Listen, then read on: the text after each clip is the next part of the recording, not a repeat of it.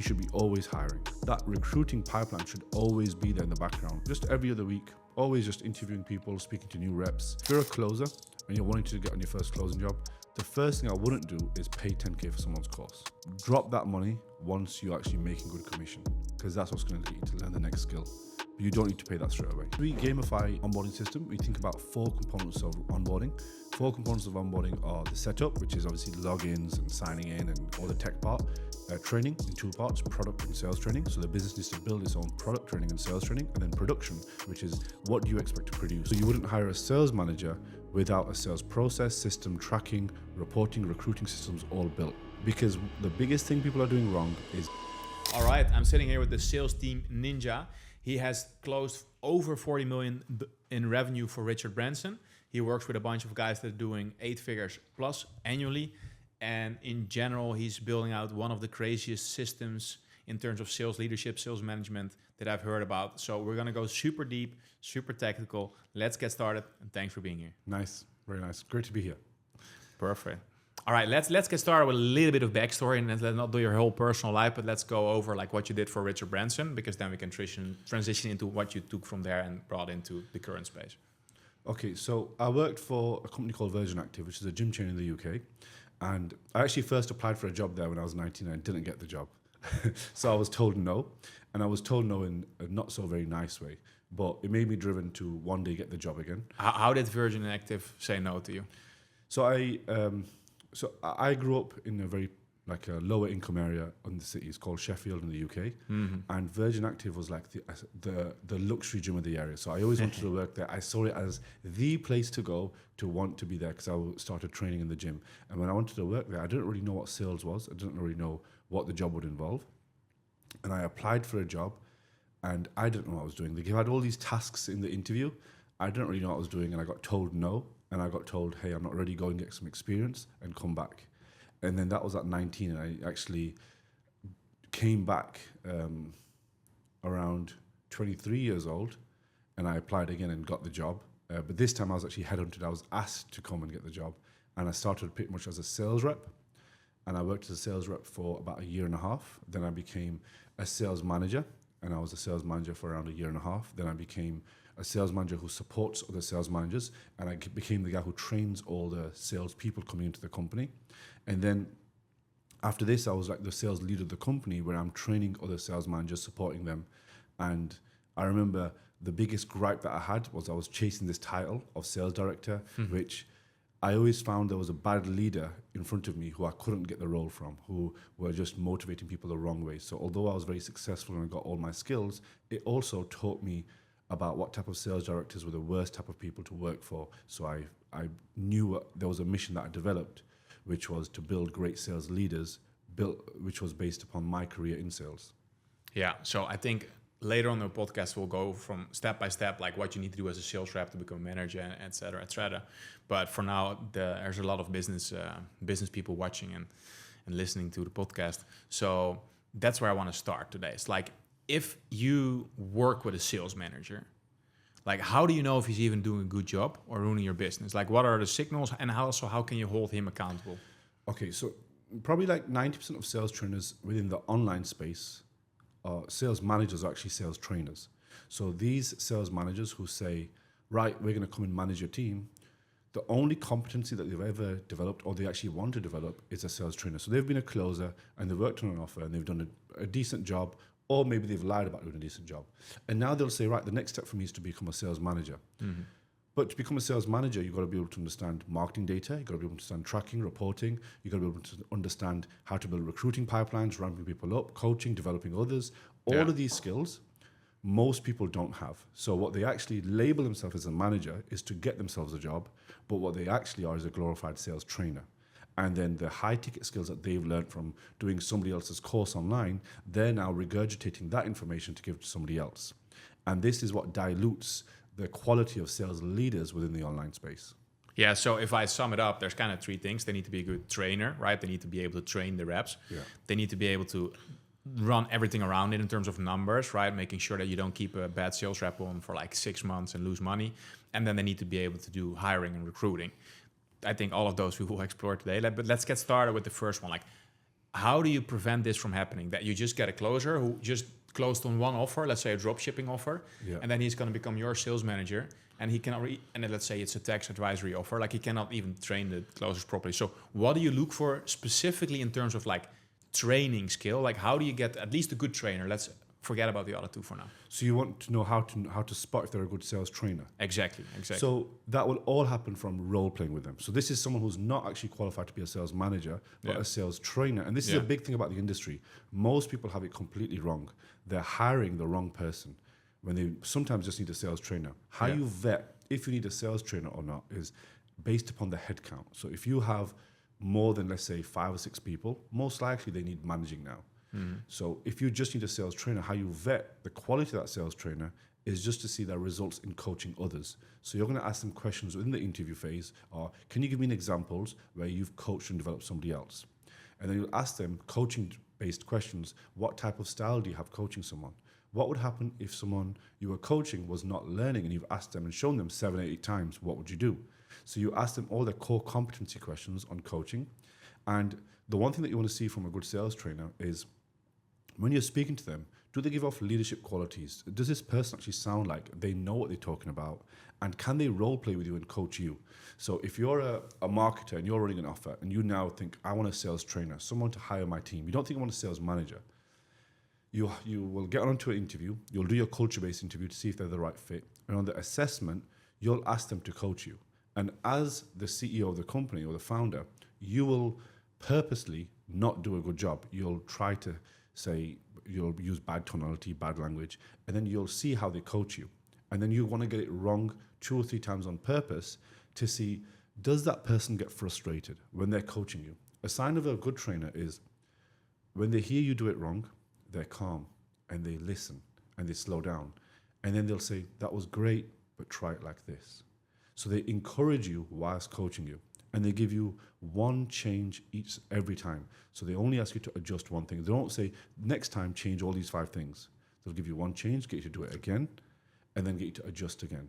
And if you can see them slowly progressing with you in that conversation and you feel like they're genuinely adjusting one thing at a time, you know that you've potentially got a good sales trainer.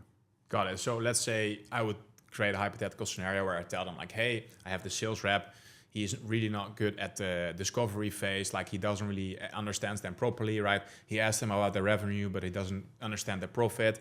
And then later on, when it's about like doing the pitch, he's not adjusting it to that person. And I give 2 or 3 more examples, and I ask them like, how would you solve this?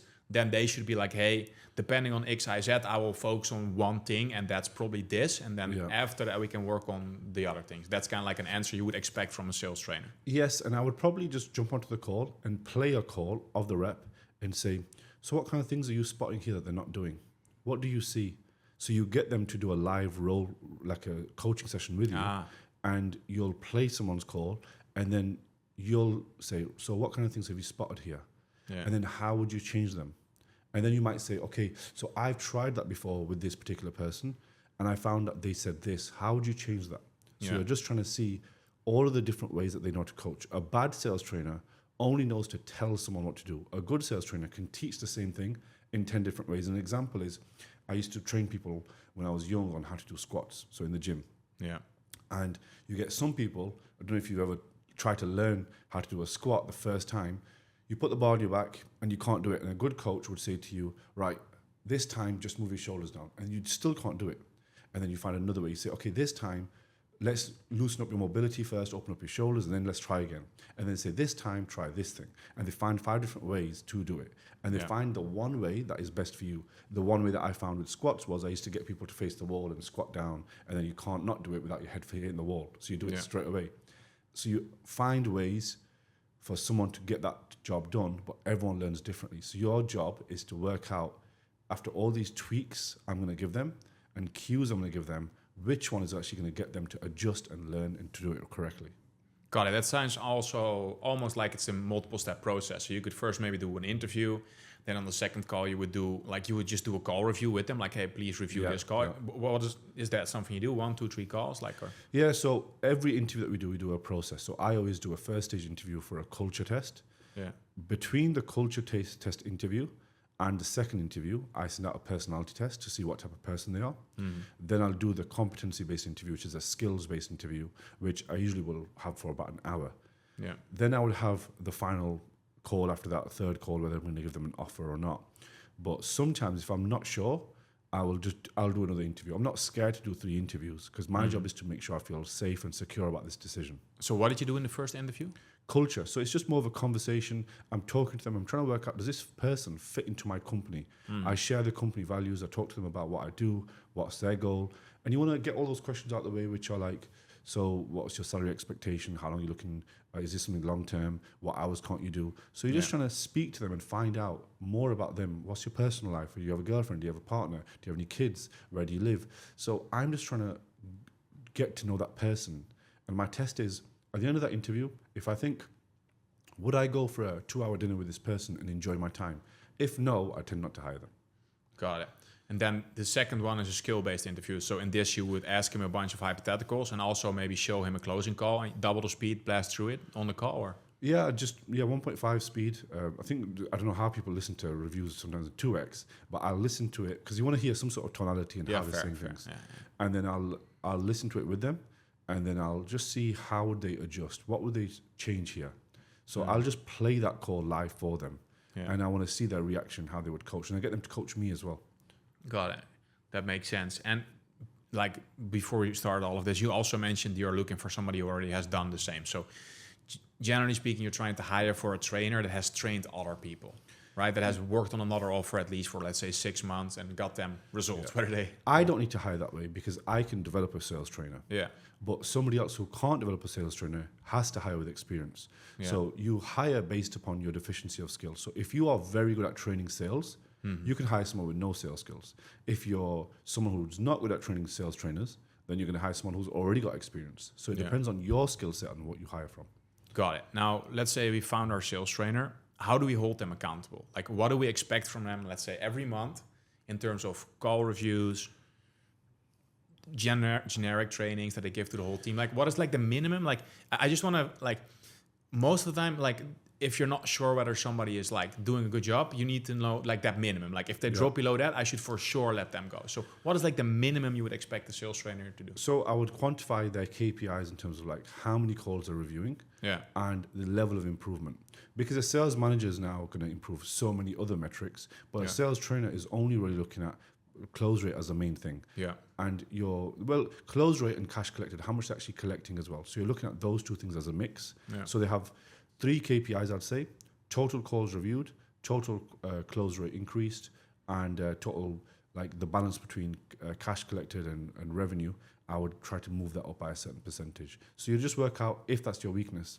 Some businesses don't actually need to get a sales trainer because close rate is not their bottleneck. Yeah. They just think they need to get a sales trainer or a sales manager.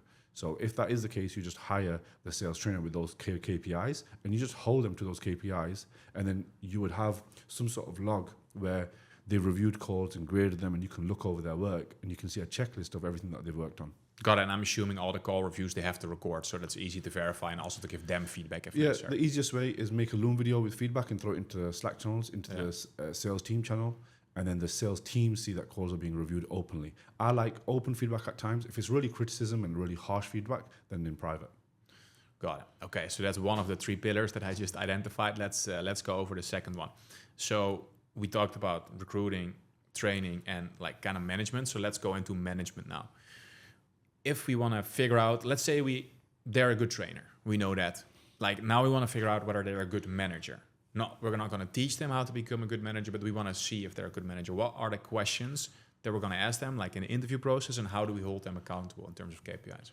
So manager, you want to see, have they actually done that role before? Where have they shown leadership before? So you'll ask a question, for example, can you show me a time where you had a team that was not performing and how you got them to perform? And then they'll give the example.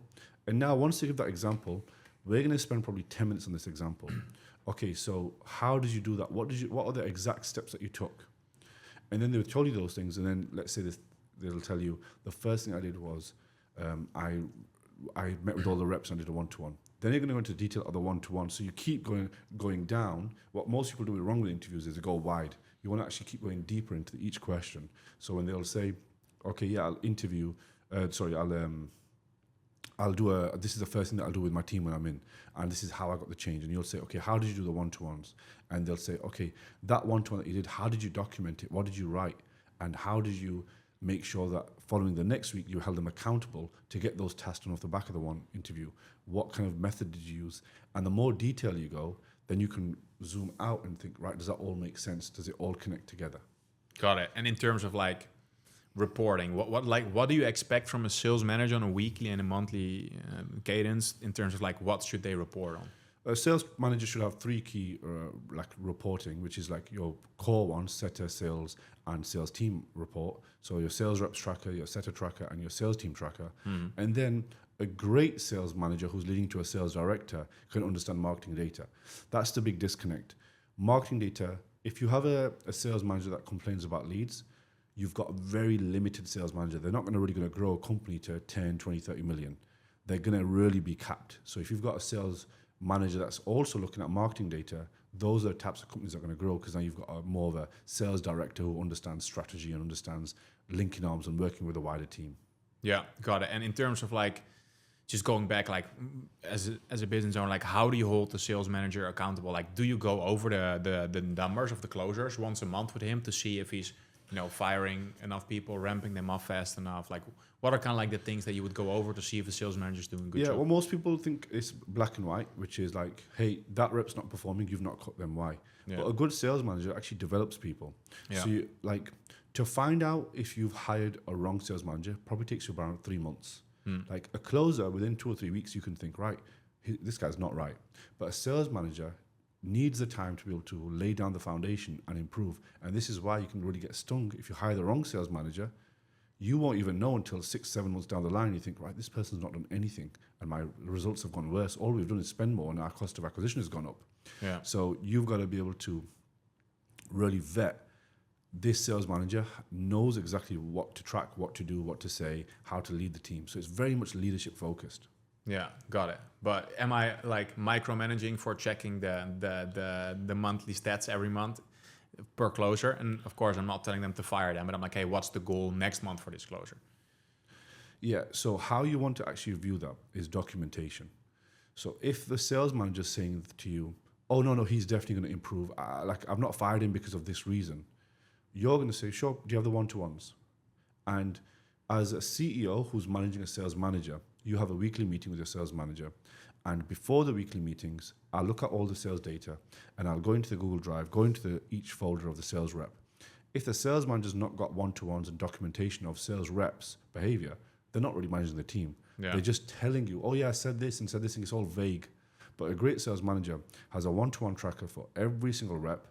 And it's a format that we use, which is a 1-3-1 method. One problem or opportunity that the sales rep has or has spotted, 3 solutions, and then what's the one thing they're going to do to fix it?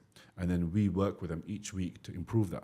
And a sales manager needs to learn how to use a good one-to-one system to develop each rep. And they should be able to show paperwork and evidence of that happening. Got it. So you have like a literal Google Drive folder per rep with all the recordings in it, so you can go. Every single rep has a one-to-one. If a sales manager doesn't have that, they just don't have the basic elements of management in place. Yeah, that's one of those questions where I always see, that for me is a big red flag. If I'm like, hey, do you know how many call reviews your sales manager did last week or last month? And they're like, no. And I'm like, can you look it up? And then it's like, no, I have no clue where to even find that. And then most of the time, the guy does a 1 call review per day and he's just chilling the whole day. Yeah. Because it's easy to hide and look like you're doing nothing and look like you're doing something as a sales manager. Yeah. Because management roles are able to get away with doing less because it's like, oh, I was busy doing this thing. Doing roles, it's very easy what they've done.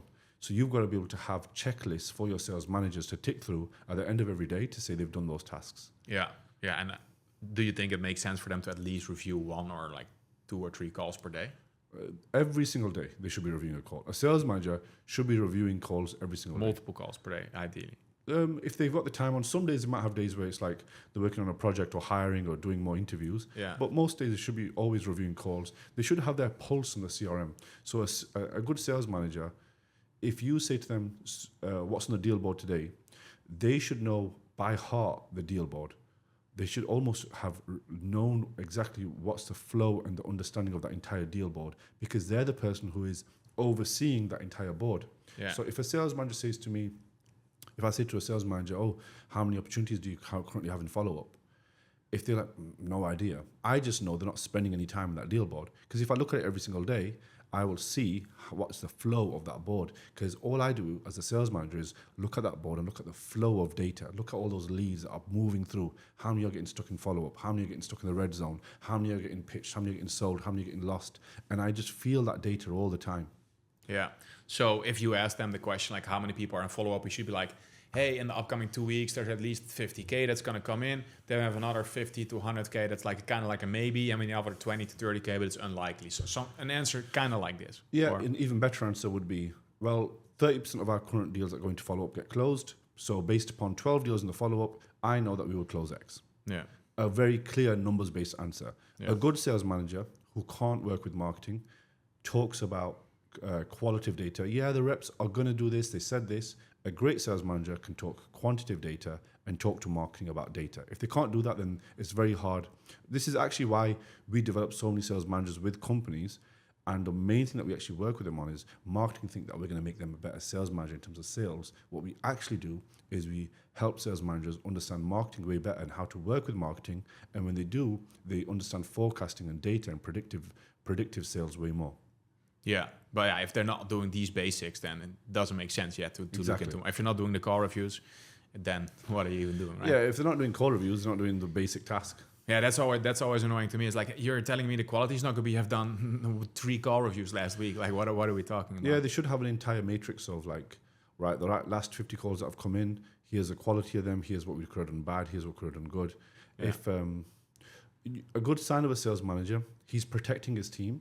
So he's always standing up for his sales reps. He's not shitting on them. Yeah. But he's also ready to fire them if needed at the right time. Yeah.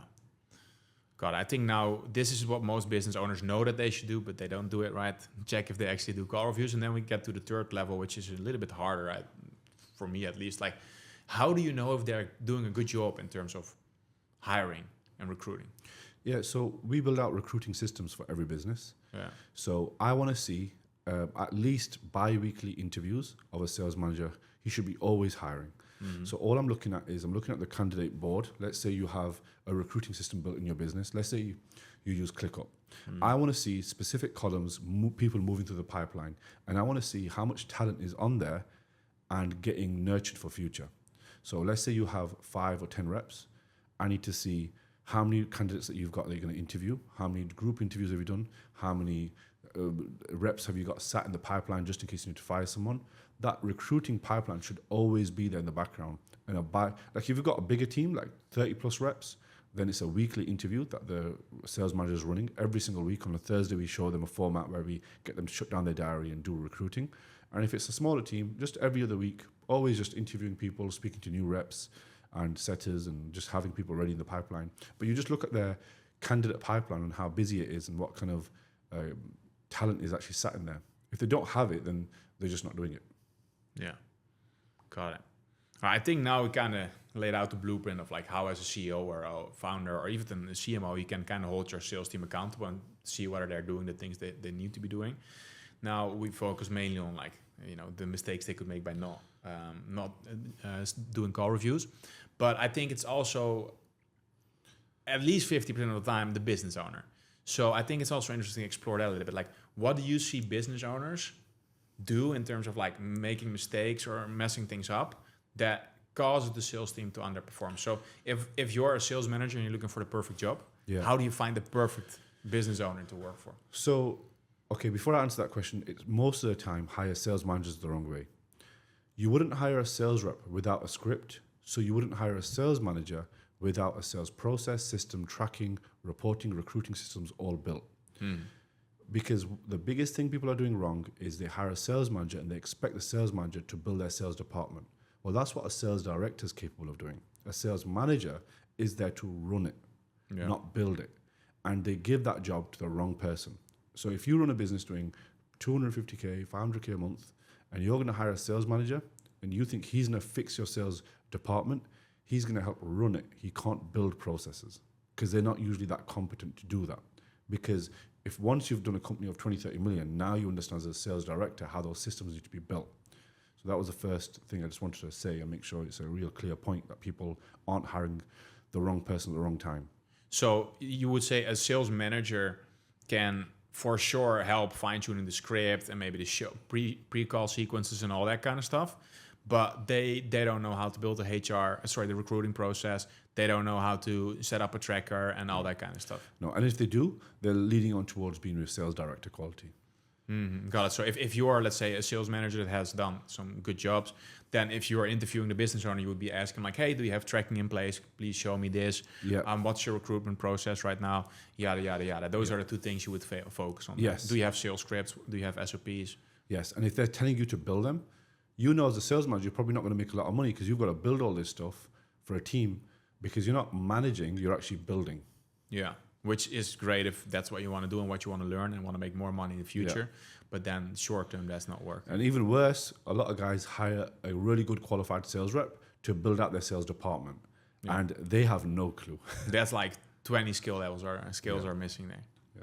Got it. So yeah, let's go a little bit deeper in there, like in terms of sales manager versus sales director. So a sales director knows how to build everything from scratch. Even 100%. Maybe scripts and maybe can take calls himself and then build out the whole process. Yeah, sales directors definitely have amazing leadership quality. They can develop other sales managers. They've built it all before. They've scaled teams. They understand marketing data very well. They understand systems very well. It's such a depth of skills. So many little things stacked upon each other. Mm-hmm. A great sales director, like sales directors should be able to work for 9-figure companies and great results, even from high ticket.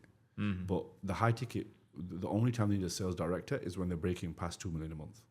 Got it. So before that, most time the founder's building.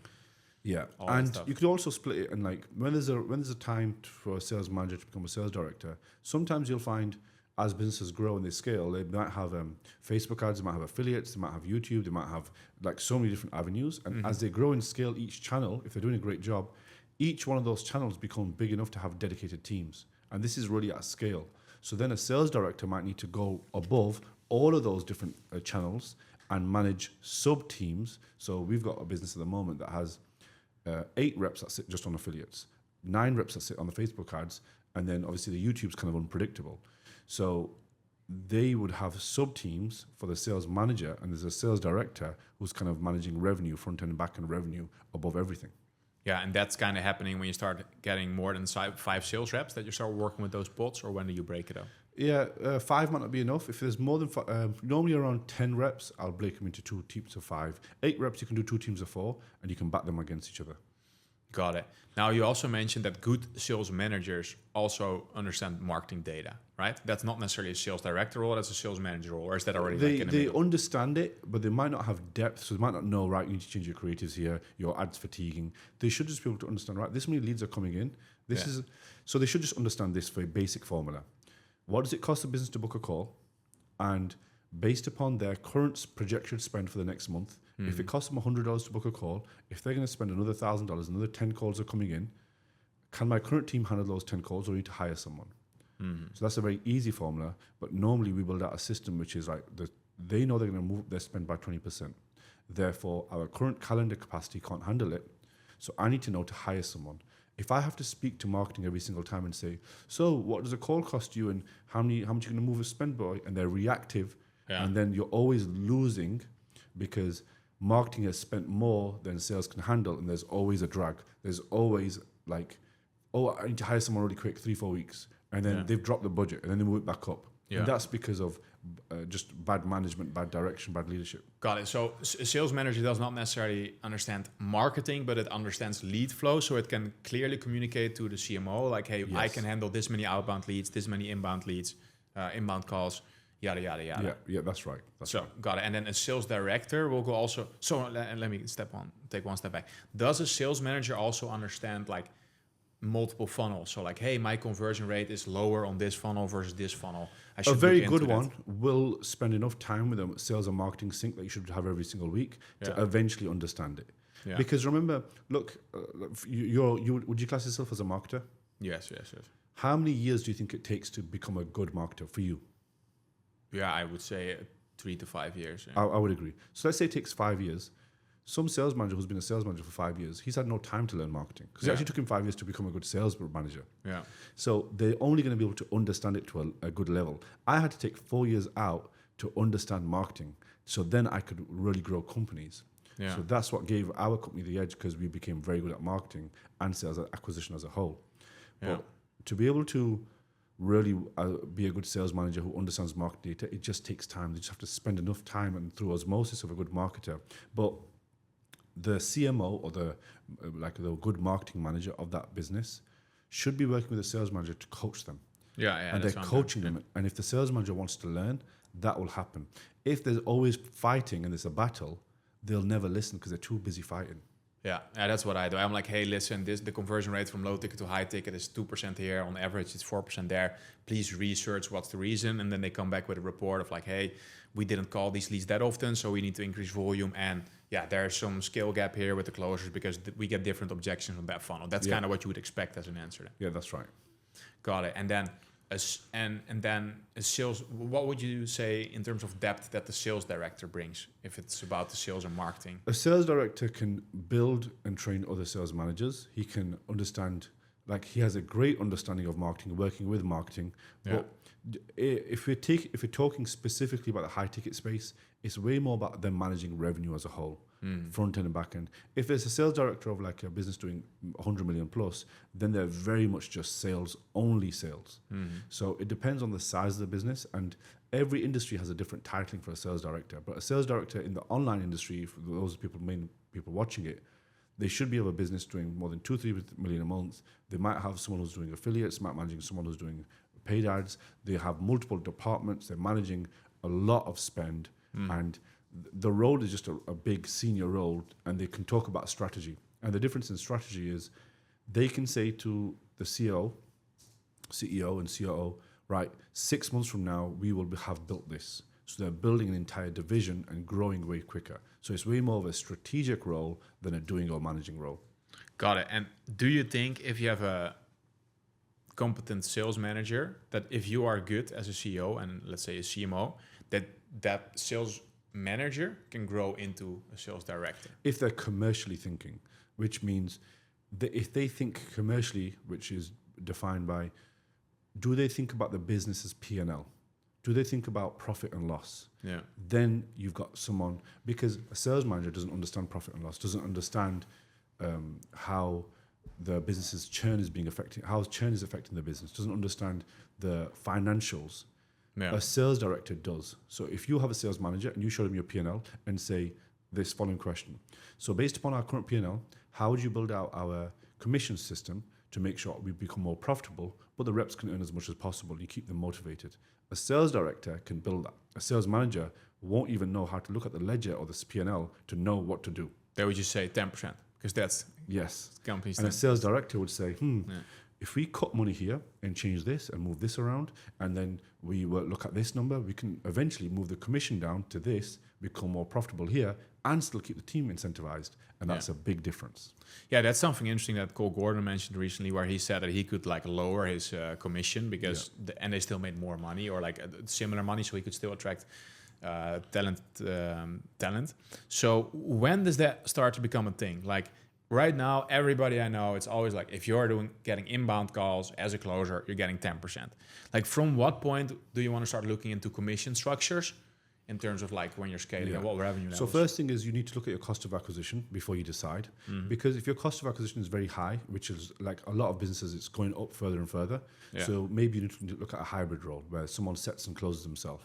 So if you're in an industry where your cost of acquisition is extremely high, I would suggest hiring a dual role, because then you're going to save on overall commission. If your cost of acquisition is decent, now you can hire split roles. And then you want to look at, right, is it when to hire? Is your question specifically when to hire? No, my question is like when do you start playing around with the commissions? Like when does that start to make sense to look into? It's very tough playing around with commissions. It'll kill you. That's why I'm asking. It can kill your entire team. If your team is performing, and you would only tamper with commissions if your current project as a business, after you've grown, is we need to protect our margins because our margins are getting under 10% or our margins are getting really low. Yeah. So if you can provide an opportunity where a sales rep can make 10, 15, 20K, and you're very, very profitable, don't change anything. Got Don't it. change anything. If you're not, but some people get greedy. I've worked with a sales, with a business recently. They're making about 12 million a year, and they wanted to just change the commission structure because they just wanted to make more money. They changed the commission structure. The reps left, Yeah. and then they were just stuck. So you just got to know when to change it. If your revenue, if your profit is going down, let's say you're dipping under 20%, and you're thinking, hey, things are getting a bit tight here, I'm taking home less, and the reps are absolutely smashing it. There's businesses out there that make 500-600K, and a sales rep will be making more out take home than the business owner. So that might mean that you change something. Yeah. Got it. And if we look at like overall commissions, so let's say now we're at 1 million a month and you want to scale to 2 million a month, right? That means probably you will need a sales director and you will need 1 or 2 sales managers that are managing the closers. And in our case specifically, we need for sure 2 managers who are managing outbound. So how would you structure the commissions there? Let's assume that the setters and the closers are set in stone, so we're not going to change that. But we have the setters and the closers here. What do we give the 2 setter managers, the closer manager, and the sales director? And I understand it's always ranges, but I'm just curious about the general In this process. scenario that you're giving me, is where are the margins? So anywhere from 25 to 45%. Then I wouldn't touch it. Then you're going to hire more people, middle managers, setter managers, in Yes. this scenario that you're giving me, and your margins are going to drop. Mm-hmm. So that is just the cost of doing business. Yeah. Because you got to know when to break the machine, when to leave it alone. Yeah. There's a time where you've got to know, look, a lot of the businesses that bring us in, and then let's say they're doing 800,000 a month, and they say, right, I want to make 2 million, I want to make 3 million. Great marketers just will sometimes think, we've not done it before, I'm just going to move the spend up, and of course my cost of acquisition will go up, and everything else will fall in place. They got no idea how the operations of the sales department Yeah. will be affected, and that is a difference that we have to educate them on. Forecasting, right? As you grow, these things will happen. Yeah. So you need to be able to make sure you pay people in a certain way. But like, the answer is really depending on where the margins is at. If the margins are getting under 10%, you have to unfortunately pay people less Yeah. on the commissions. Got it. And in terms of like, what are you seeing in general, like for a good setter manager? What's kind of like what are they making per month, right? Whether that's salary and commission or combined, like what are you seeing there in the market for the online space specifically? Setter manager is like a really tough role because you can pay them between like 2 and 4K, but if they're managing a lot of setters, you might need to give them a bigger base. Yeah. And you can give them a performance fee. So I usually give them a performance fee based upon KPIs of the outbound department as a whole. Yeah. So let's say 10 leads come in, 2 of them book onto the calendar on the VSL funnel, 8 of them need calling from setters. Mm-hmm. And then we have a metric which is called average touch density, which is, let's say those 8 leads should be getting called at least 10 times by the setters, which is 80 calls. Mm-hmm. So I need the setter manager to make average touch density the highest possible. Yeah. Whilst, because if they can call all the leads, then we will liquidate the ad spend and make sure we make the most of that spend of those 10 leads. So you're like the types of funnels that you run at the moment. What types of funnels are you running? I know you run some. Do you build out- mainly low ticket right now. Yeah. Okay, so you build out low ticket funnels and so they can ascend up. Yeah. And if the setting team is not calling that those low ticket leads enough times, and you're not tracking that, the business won't make the most of that low ticket funnel. Yeah. And a low ticket funnel works not because just of the ascension and the onboarding call and the upsell, but it's really built on calling all those low ticket leads with a great script, but 100%. calling them enough times with a system. And most people don't have lists built in their CRM. Most people don't have scripts built. Most people haven't looked at what they expect from that low ticket funnel to be able to make it work. And a good setter manager who would be able to look at how many leads are there and to be able to hire and train enough setters and push the setters to make enough dials to get that data called, and everything is like the lists should be empty because you've called them enough times. Got it. But you would not give them a percentage on cash collected on the setters, or? Sometimes we haven't, because if you give them, like if you give a sales manager, let's say 6%, and then you give a closers 10% and then setters 3%, it starts becoming really tight. Yeah. And then let's say you're at 40% or 45% of just sales and marketing. So sometimes we've given setter managers 1-2%, but it really depends on the business's margins and how much work that setter manager needs to do. I have got setter managers that have not got a commission, they're getting a great salary. But we would sometimes give them a team bonus. So like if the outbound team generates X revenue, you will get this. But a setter manager that's getting paid 16K, that they should be super happy with that. 16K? Yeah. Yeah, that's a great setter manager. How many setters is he managing? 9. Yeah. And if he is putting in the work, but you can clearly see that he's bringing in that value, then it's pretty good. Yeah, no, I think that's fine. I was just curious, like, okay, what if we place another setter manager? I guess then we split it up, and then his commission will also temporarily go down a little bit because the other setter manager will start competing with him. Yeah. How does that work? So say that again. So now we have one setter manager, right? Yeah. But at some point we'll have to bring in a second one, right? Because now we're at the 8 to 10 setters. No, I would get 2 setter leads. I would get 2 leads, not 2 setter managers. So you would break the team up the same as a pod structure. You break the team up. You have 2 leads, and then you got 1 setter manager. But what do the leads get paid? They would get a higher base Got it. because they're now a lead. But they don't get any performance deals. You can give performance, but I would give it based upon your margins. So if your margins are healthy, let's say you had great margins, I can now give commission, because you can also test. You can give a commission and see. You can set a stretch target and see, if I put a commission on this, how much more do they get paid? Like a lot of setter managers do get a commission, by the way.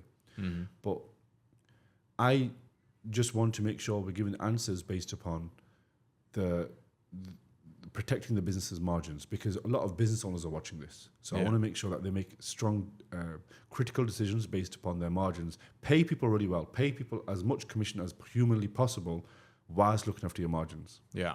Yeah, and I guess that also changes. Like when you scale from 1 to 2 million a month, like the opportunities are so much bigger that at some point you might also have to replace somebody and downscale the commission structure a little bit. And they will still make a lot and they will still be super happy, but that just doesn't make sense. That's right. That's, I guess, growing pains where you have to replace people that have been there for a long time sometimes. Not saying that's going to happen to us if anybody's watching, but I'm just trying to figure out like how to structure it. So you would say not another setter manager, but just have 2 setter leads, and that's being managed by the setter. Yeah, you might not need 2 setter managers. But how many? So what do you expect from each setter each day? They just have an amount of dials that they need to do pretty much every day.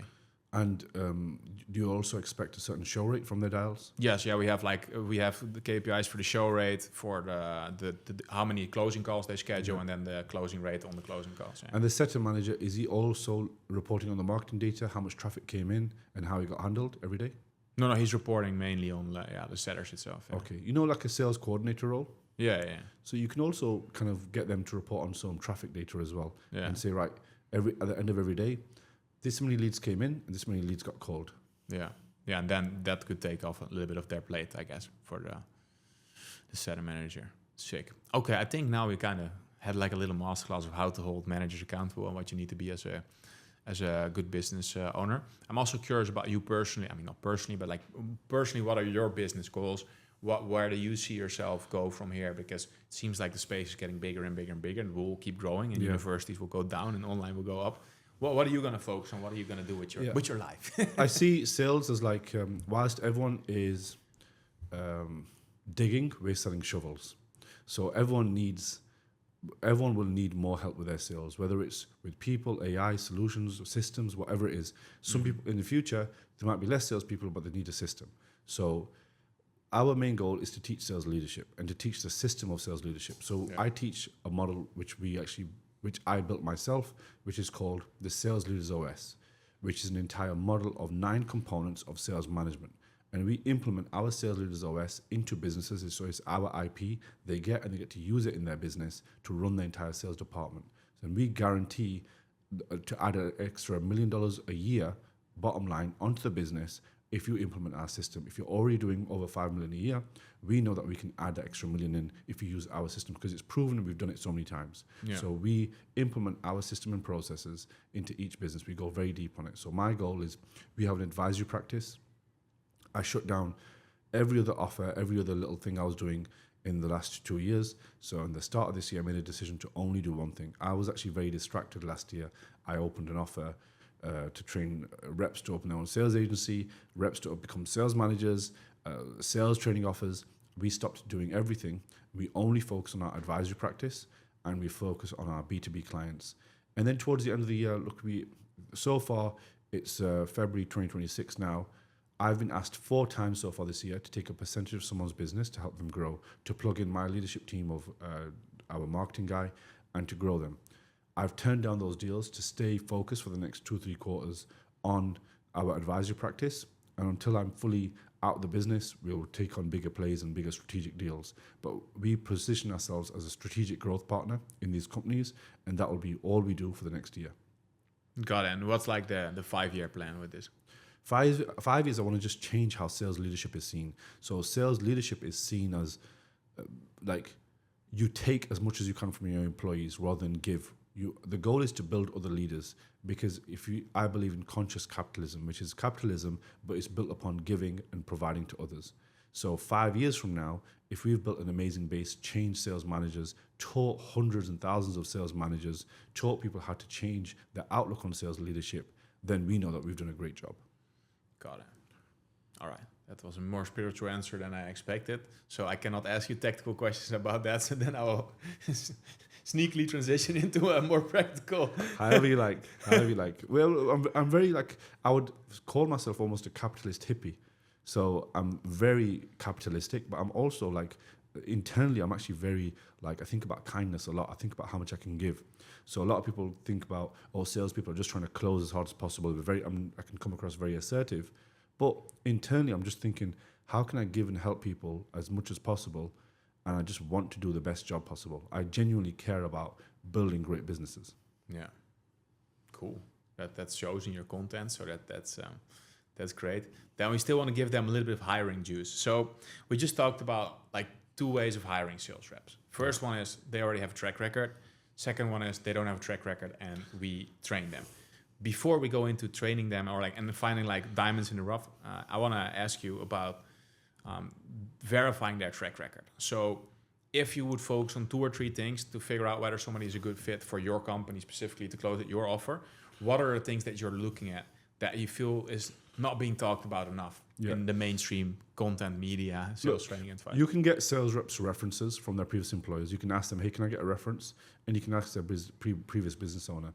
But is that something you actively do, or like your teams do? We as our recruiting side of our business, we will do that, because the reason why people pay us for recruiting is the difference in my company is we are connected with so many big businesses. So if someone says I've worked here, our recruiter can reach out, and because of good relationships, because they would often ask us, we can get a reference. Yeah, that's what I was worried about. Like I reach out to the owner and they're not going to respond because the Instagram DM setter is there. They may not respond to you, but because they use our services and we have such a we placed almost over 140 people already this year.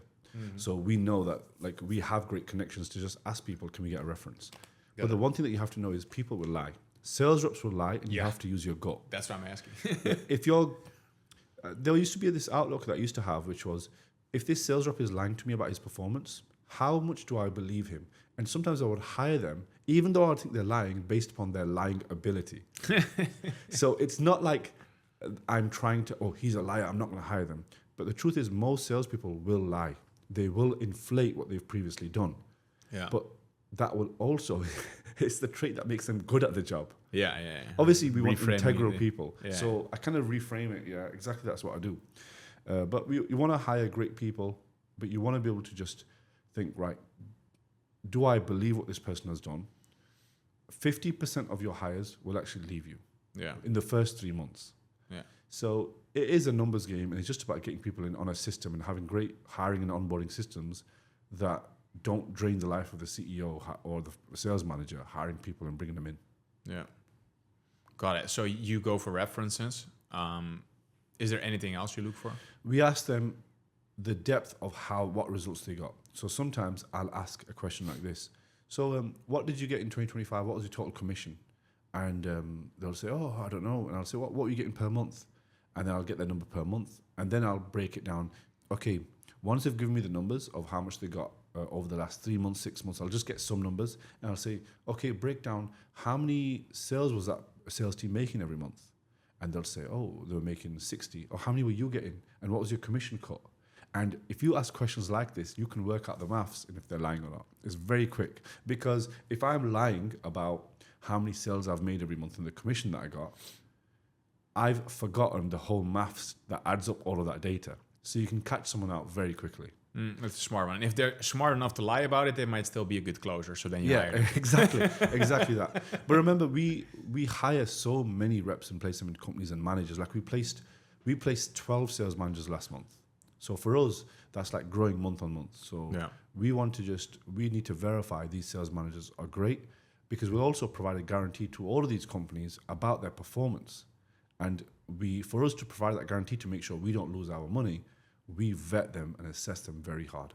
Got it. So to sum it up, one of them would be to go for references. Second one is like, of course, you're asking them how much money they make as proof of closing concept, but you go dig a little bit deeper and ask them the numbers to see if they're lying about it or not, and to make sure that they actually made that Exactly amount. that. Got it. Okay, so that's for people that have experience. Now, if you're just starting out, you might not get lucky enough where you find a talented sales rep that likes you or your business or your mission that you can close, and then you might have to train somebody. So how do you spot potential? And before we really go into like raw potential, I'm curious. I'm specifically talking about the info space, the online space. Like, is it worth it? Is it interesting to hire like people from other sales, with other sales backgrounds, like let's say door-to-door, electricity bill stuff, like anything, to get into the high ticket space, the online space? Is that something you do where you're like, oh, you have experience with XYZ, or is that only hire people from other industries if you're good at teaching your offer and industry? Yeah, of course. Yeah, that's the prerequisite if we hire for. So if you're not good at, like, let's say we've hired guys from real estate, brought them into high ticket, but if we put them into a business that's not good at teaching real estate sales, high ticket sales, we won't hire that person for that business. Got it. So you have to also know that don't hire based upon the deficiency of the business. You can hire someone's weakness as long as that business has a strength in that area. Got it. So, but would you say that hiring somebody who has real estate sales experience? Usually real estate, no, because real estate it's different, but that's why I'm asking. Okay, so let's say real estate specifically, it's relationship-based sales and long-term follow-ups. So they'll have a skill of long-term follow-up. That's more like a B2B skill. Yes, but they won't have the skill of a transactional hard close on one call. Yeah. So that skill they have to reframe and change. We've trained a lot of guys from real estate over, but sometimes they're just not fast enough. They think everything needs to take 3-4 calls. So you have to be able to reframe and train them on that. Got it. So if we look at the hierarchy, ideally you hire somebody who has been closing, let's say on the same offer. Let's say you sell e-commerce or closing, they have closed the same offer, made 10K per month. That's the first one. Second one is like somebody has been closing a similar offer, let's say make money online or weight loss. And then after that, like anybody who made any money with sales, you would put in there. And then you would start looking into people from other sales industry. And then you would say like, you would rather hire people that have been like doing door-to-door, cold calling and all that stuff, who are like the direct, faster sales process. If it's B2C, right? And just let's ignore B2B where real estate might work. And only then afterwards, you would start looking into people who have no experience and are just like good communicators. Yes, but I'd also give some nuances. Let's say you're a marketing agency. You're selling B2B. Yeah. If you hire a B2B sales rep that's worked in fitness, you'll find it very hard training them sometimes. Yeah. Because the deals are more complex. So a lot of the times, B2B reps are so different to B2C reps. Their skill set is different. The understanding of business acumen is different. So also know what type of offer you got, what type of rep you're hiring, what they've been selling in the past, what the words they've been using, what is their business knowledge like. A great B2B sales rep understands good amount of stuff about, they can talk about cost of acquisition, marketing, lead flow and all that stuff. A B2C rep can't really talk about it. Yeah, I always feel like a B2B rep might be less good at sales, but smarter and still outperform the better sales rep. Yeah.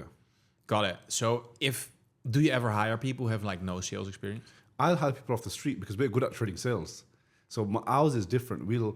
I love training salespeople. We provide all of our sales training on our community for free.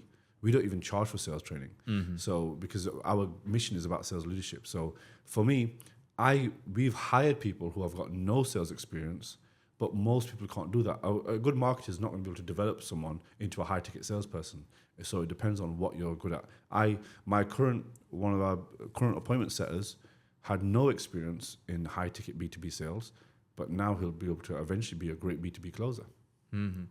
So if you're hiring somebody from the streets, what are like the 2 or 3 things that you're still looking at? Yeah, you know? If I'm hiring someone from the streets, I'm looking at, are they savvy? Do they have something about them that shows me that they've got grit? And a lot of the times, if I see someone's gone through hardship and a lot of grit in their life, normally those people can grind. So because that's what the background that I've come from. So grinding and like street smart, let's say. Yeah, I love street smart people. Do you know the people who stay away from criminals, stay away from like people who are a bit streetwise? I have like made it almost a mission to help those people. Close the prisoners. Yeah. Get them onto high ticket sales. From prisoner to closer. Yeah.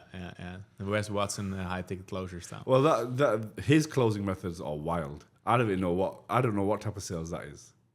Yeah, I don't know. I've heard also some crazy stories, but he's doing it himself. So that's calling. I think people he's closing $2 million himself on his Instagram DMs on his phone, calling people, screaming, just at swearing them. at them.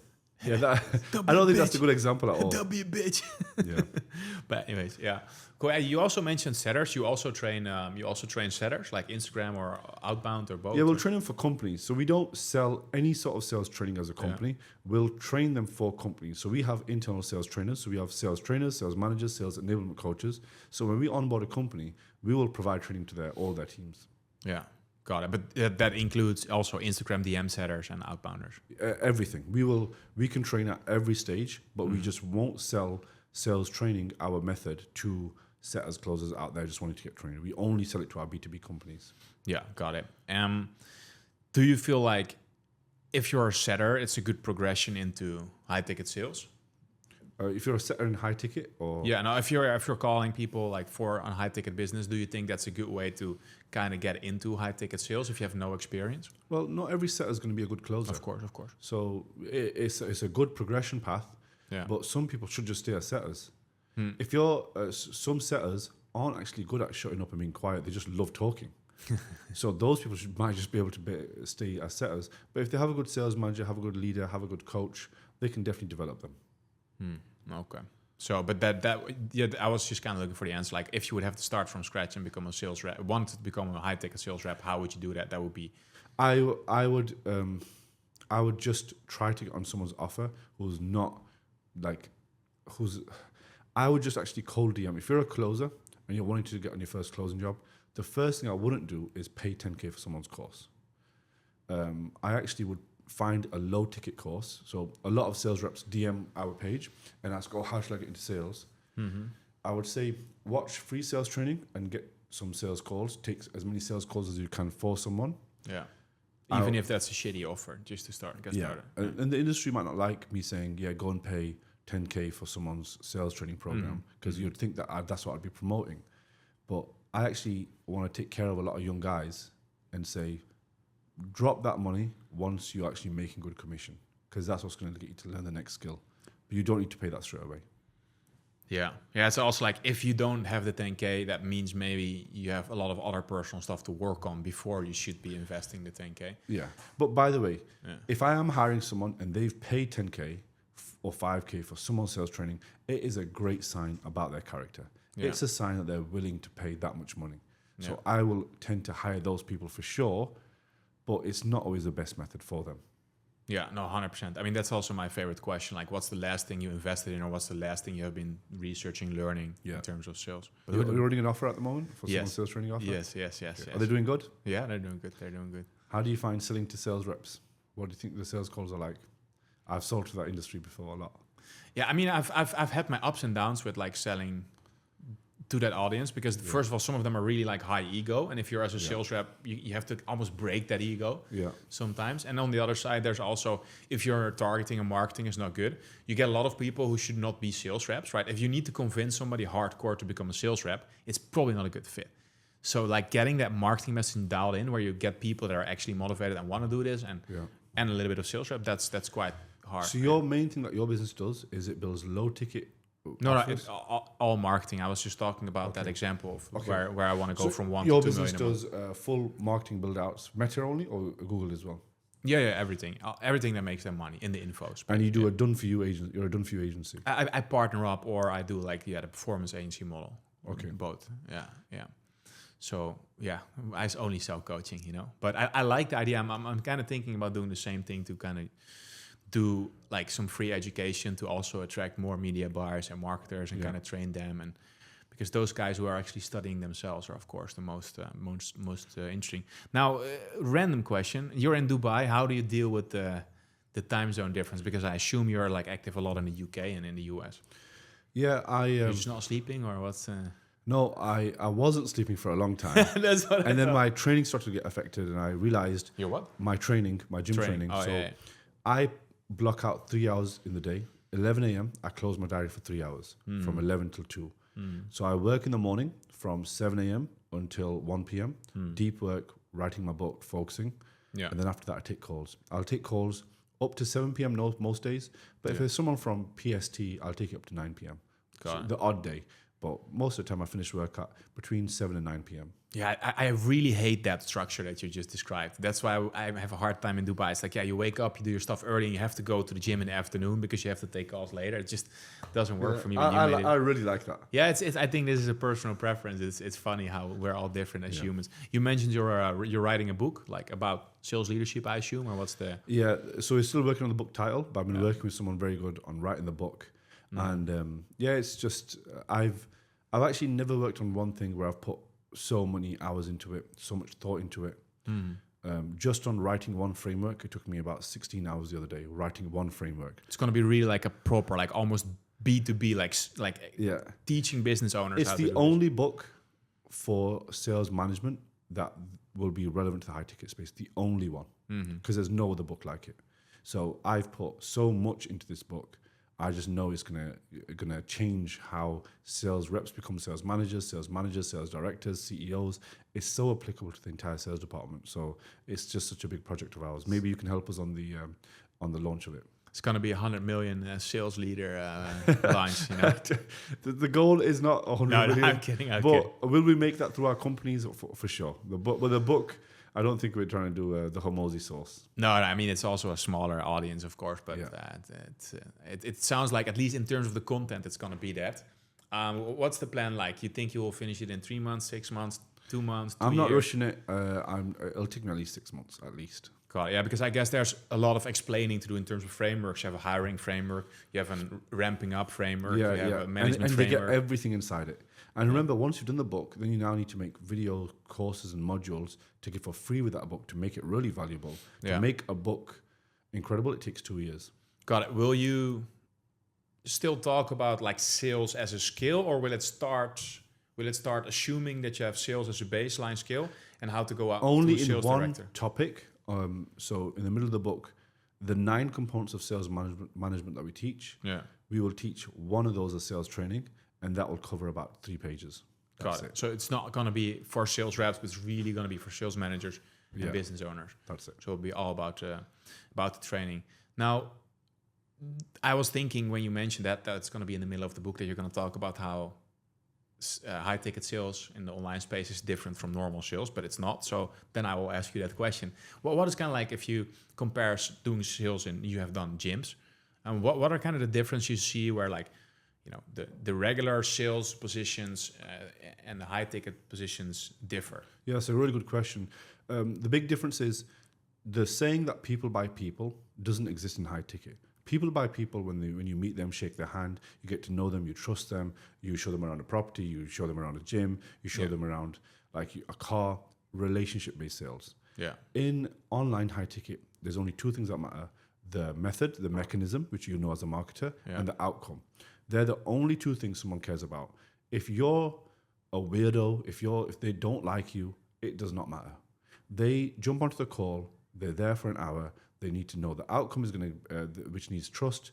They need to know the outcome is going to work for them. They need to know the method is going to work for them, and that's the only 2 things they care about. And you need to be able to build enough trust in that call to get them to say yes. Yeah, it's funny that you mentioned that, because like a couple of minutes ago, I was thinking about something, and you're saying, hey, you're a weirdo, but some people look a little bit too weird on their profile photo. Yeah. What do you think is like the minimum that like it also as a minimum amount of weirdness that you can look like? Yeah, what it can look like, and what is the minimum amount of weirdness that you can like accept as a business owner if somebody reaches out to you? If you're, So sorry, are if you close- asking me how ugly can someone be to still make money? Yeah. So how? Yes, and at the same time, like as a business owner, how ugly can they be and still perform? And when can I still hire them? That's kind of what I'm asking. Yeah. Well, statistically, better looking people will always do better online. Yeah. Like, because it's a visual hook. So I think about everything like in marketing, if someone is a visual hook, male or female, they will naturally just do better.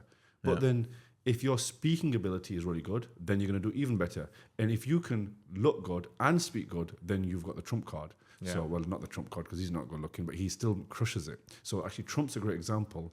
He looks like he's been tangoed, and he is like very good at talking. So he's made billions. So if you're just that good at talking, you can afford to be ugly. Got it. So I guess it's kind of like it's like if you open up somebody's Loom video and they're sitting there with like dirty underpants on the bed. Yeah, that's just not going to get you a sale. That's just going to be a bad impression. So that's not Yes. them physically. Yeah. That's their standards. Yeah. So if your high ticket closes, if you're selling B2B, use a virtual background if you're in your mum's basement. Yeah. So, but if they don't understand that themselves, it's probably also not a good hire, right? Yeah, then the social skills, their soft skills aren't there. Yeah. Soft skills can make, having no soft skills can still make someone a good closer, but can't make them a good manager. Got it. All right. I mean, I think I asked you almost every question that you're going to answer in the book. Did I forget any questions? No, the book is wildly No, different. I mean, of because course, the of book course. covers 9 components of sales management. Yeah. We covered like 3 areas. We covered recruiting, sales training, and obviously we did management, how to manage your managers or find Yeah. good managers. The book is wildly different in like the different components and the different areas we go through: tracking systems, Yeah, processes, let's quickly go over. I want to quickly check whether we have still enough time. What time do you need to leave here? 2:30. 2:30. Okay, so we have 9 more minutes. So what are the other components that you will be talking about in your book and that are important for sales?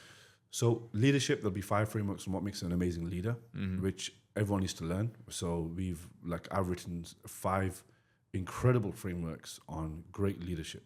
Then we've got frameworks on how to build out a sales process, which most businesses still don't know how to build out sales processes. And then we've got tracking on what to track, how to track it, where to track it, and how to build out tracking systems.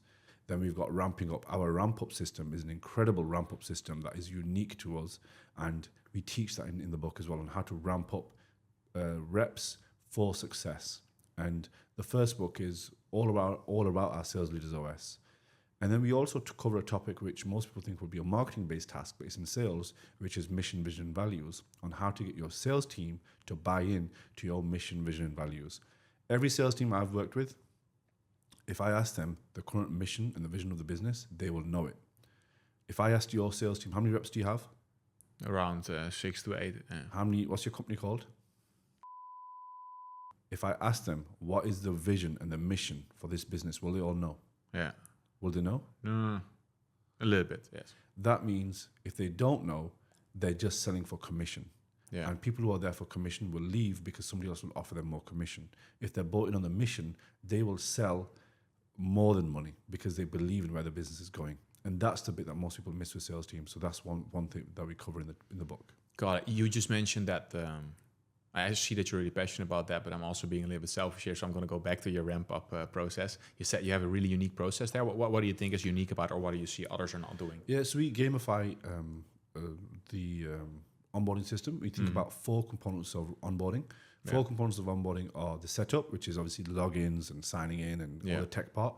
Training in 2 parts, product and sales training. So the business needs to build its own product training and sales training, and then production, which is what do you expect to produce. So in the first 30 days, we break down 4 components of onboarding, and then we gamify it and we put numbers attached to it, and we get them to beat the number that we set to do that onboarding within a certain time. And every rep that starts after, we get them to beat that number.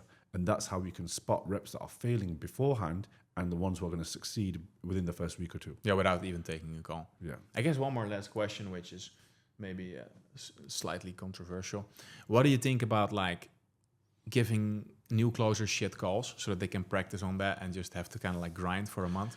Yeah, it's very business specific. So I like the mentality, which is if you want the best leads, earn it, shows that you're good. The best guys are getting the best leads because they are good, they've proved it. But then at the same time, if you don't throw them a bone here and there and never give them a chance, they're never going to get good. So what I like to do is a unique system, which is I will always get them just a starter leads. Maybe I'll give them reactivation lists, which is older leads, but then occasionally I'll throw them good leads and see how they handle them. Yeah, no, my assumption is like even if you give them shit/disqualified leads, they should still be making a couple of K the first month. And then you're like, hey, if you do this another month, then you can go up to that level and you can make 10, 20. Yeah, and if once you build out a sales team of like, let's say you've got more than 5 or 6 people, you can have these different levels. So we design levels within the system, which is like level 1, level 2, level 3 on how they can get better. Yeah, so you think that's acceptable as long as they make enough money? Yes, if you... Or throw them an extra bone here and there to motivate Yeah, give them the first 50 calls. If they have like a 18 to 22% close rate at the end of those 50 calls, you probably are onto someone good. Yeah. All right. I think we went super deep. I don't know when we will be able to put the URL below for the book, but then I will change that up. And I wish you all the best with the book. I think that's something that the industry is looking forward to and wants. So thanks for your time. Appreciate you, Robin. Thank you.